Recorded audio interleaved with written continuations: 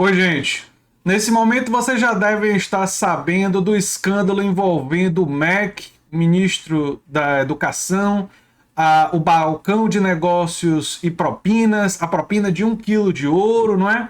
Pois é, teve áudio, teve o escândalo recente, mas os governistas, os bolsonaristas, que sempre se diziam combatentes da corrupção, nós vamos livrar o Brasil da corrupção. Pois é, eles estão blindando o Milton Ribeiro, modificaram a ideia de convocação para convite, que retira o simbolismo da gravidade da questão, e adiaram a convocação para essa quinta-feira, para permitir ele ter mais tempo de se preparar para dar suas explicações, né? O que sempre é problemático em uma investigação, porque dá tempo àqueles que participaram de algum tipo de corrupção de tentar se organizar com os advogados para conseguir justificativas, digamos, melhores.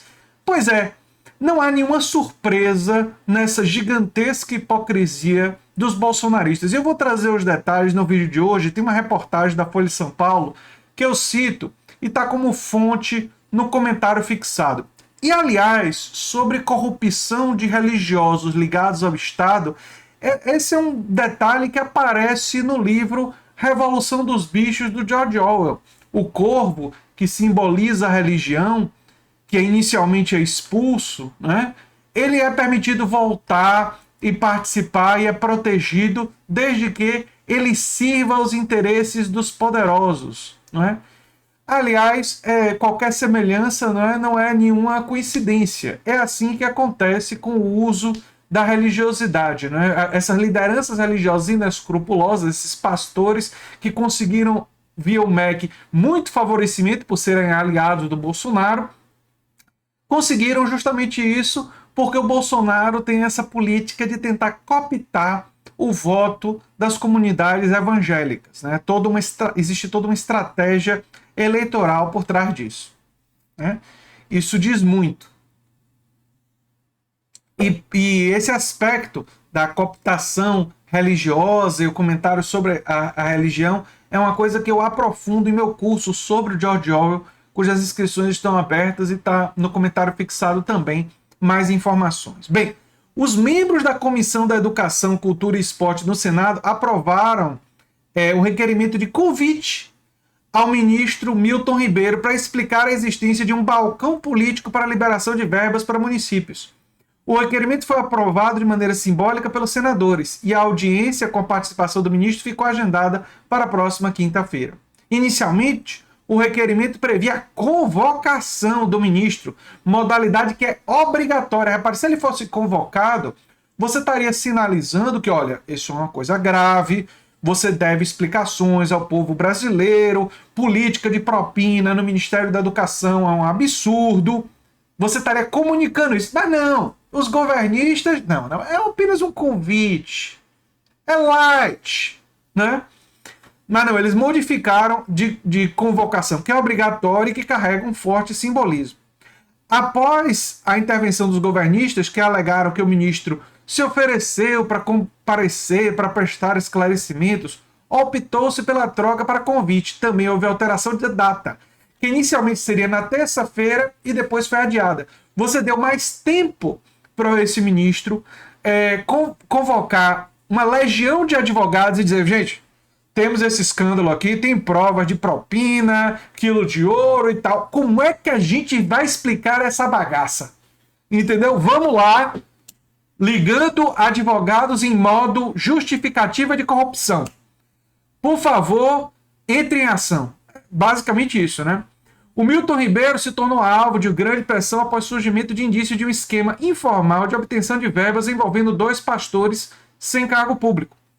Prefeitos apontam que o balcão seria operado pelos pastores Gilmar Santos e Arilton Moura e priorizava a liberação de valores para gestores próximos a eles e as prefeituras indicadas pelo Centrão, bloco político de sustentação do governo. Ou seja, esse escândalo é interessante. Ele tem pastores inescrupulosos corruptos, tem o Centrão, que não é Centrão, né? É o direitão corrupto, né? Que é clientelismo na veia, que hoje apoia o bolsonarismo, né? e o próprio Jair Bolsonaro. E a conexão evangélicos e corrupção. Né? E não são todos evangélicos. É bom deixar isso claro, que nós estamos falando não dos fiéis. Né? Essa é uma coisa, inclusive, que eu vou enfatizar, esse é um aspecto que eu vou enfatizar num vídeo próximo sobre Orwell, né? Que quando a gente critica as lideranças, quando as lideranças são corruptas, quando as lideranças... A gente não está imputando aos fiéis os mesmos crimes das lideranças, porque as lideranças muitas vezes são enganadas, são ingênuas, acreditam, né? Vocês viram recentemente o episódio de uma mulher que doou mais de 200 mil reais para uma igreja, né? Pois bem, a situação do ministro se agravou na segunda-feira após a revelação pela Folha de um áudio em que Milton Ribeiro afirma que o governo prioriza prefeituras cujos pedidos de liberação de verba foram negociados pelos tais dos pastores Gilmar e Arilton. Na gravação, o ministro diz ainda que atende a uma solicitação direta do Jair Bolsonaro, ou seja, Bolsonaro estaria pessoalmente implicado nessa corrupção. Olha, Bolsonaro e os bolsonaristas vão ter que responder por ato de corrupção pelo resto da vida, né? Eu não acredito que eles vão viver tempo suficiente para responder por todos os escândalos de corrupção que eles vão... Porque isso aí é para os próximos 40 anos de processo. A quantidade de casos, né, é coisa demais. Né? Vai ser processo e responder processo ad infinito. Né?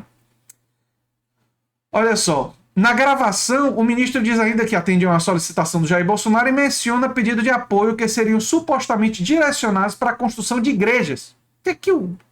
Acabando completamente com a ideia de Estado laico. O que o MEC tem que financiar a construção de igreja? A atuação dos pastores junto ao MEC foi revelada anteriormente pelo jornal Estado de São Paulo. Foi um pedido especial que o presidente da República fez para mim sobre a questão do pastor Gilmar, diz o ministro da conversa obtida pela Folha. Em seguida, o prefeito Gilberto Braga, do município maranhense de Luiz Domingues, afirmou que um dos pastores, e aí vem o escândalo do ouro, né? Negociaram transferência de recursos federais para a prefeitura e ele pediu. Engraçado que propina no Brasil, né, a própria figura pede, né? Ele pediu 1 quilo de ouro para conseguir liberar as verbas de obras da educação para a cidade. A declaração do prefeito foi dada ao jornal Estado de São Paulo e a Folha confirmou com outras 2 pessoas presentes no local onde o pedido de propina foi feito, né? Então, olha, e aí essa figura agora vai prestar esclarecimentos, que aí eu boto bastante entre aspas, sobre todo esse imbróglio. E eu digo para vocês que não há nenhuma surpresa em o governo Bolsonaro estar misturando escândalo de pastores inescrupulosos, políticos ligados ao fisiologismo e ao clientelismo brasileiro típico do chamado centrão, mas ao direitão corrupto.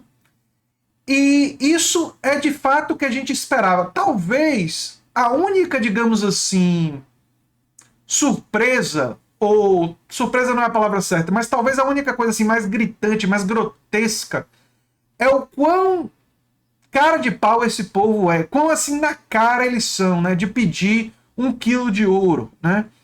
Talvez esse seja o único aspecto assim que não tem assim nenhum pudor, né? Estão tão acostumados talvez à corrupção, a propinas e ao uso do dinheiro público para seus próprios interesses, que agem com esse grau de tranquilidade, né? Tomara que esse escândalo e tomara que a população brasileira esteja lentamente acordando para isso e que pressione para que as instituições punam os responsáveis, né? Aliás, como o Orwell diz, a classe trabalhadora pode demorar, mas retoma a luta contra o fascismo. Ele diz isso em Lutando na Espanha. É sempre a classe trabalhadora, por não conseguir os ganhos materiais, porque o fascismo é incapaz e não quer dar ganhos materiais para a classe trabalhadora, que ela sempre retoma a luta contra o fascismo, contra perspectivas teocráticas. E esse é um aspecto que eu vou aprofundar em meu curso sobre Orwell e torço para que vocês se inscrevam e divulguem, porque é muito importante para a gente combater o neofascismo, a gente se inspirar em autores que falavam sobre o combate a esse autoritarismo, né? E autores populares que trabalham com literatura política, o que ajuda a popularizar essa luta. Eu sou André Teixeira Jacobino, o canal é a Nova Máquina do Tempo, e a gente se vê em breve em outro vídeo. Tchau, tchau, gente.